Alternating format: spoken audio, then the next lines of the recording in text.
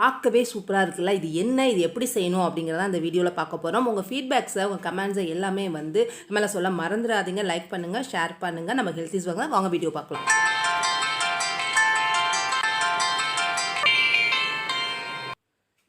இந்த மாதிரி சேனக்கிழங்க என்ன பண்ணுங்கள், கட் பண்ணிவிட்டு நீங்கள் வந்து லைட்டாக உப்பு போட்டு முக்கால் பதத்துக்கு வேக வச்சுக்கோங்க. முக்கால் பதத்துக்கு வேக வச்சுக்கணும், ரொம்ப வேக வைக்காதீங்க. முக்கால் பதத்துக்கு எடுத்து தோலெல்லாம் அதில் எடுத்துருங்க, சுற்றி இருக்க தோலெலாம்.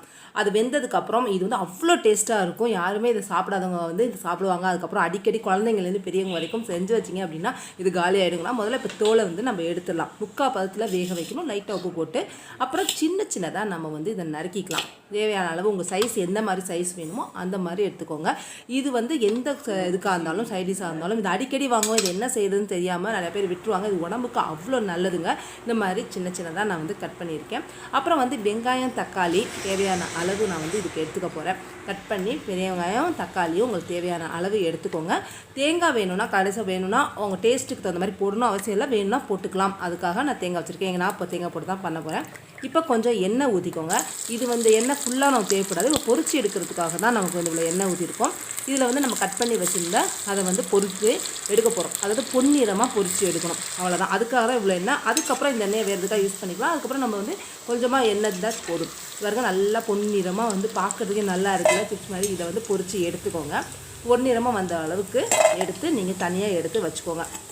இது வந்து கறி மசாலா மாதிரி நீங்கள் செஞ்சீங்க அப்படின்னா சான்ஸே இல்லாமல் இருக்கும். அவ்வளோவுமே எவ்வளோ சரியில் செஞ்சீங்க, 1/2 கிலோ வாங்கினாலும் பத்தாது. இப்போ நம்ம பொன்னிறமாக இருக்க மாதிரி எடுத்துட்டோம்.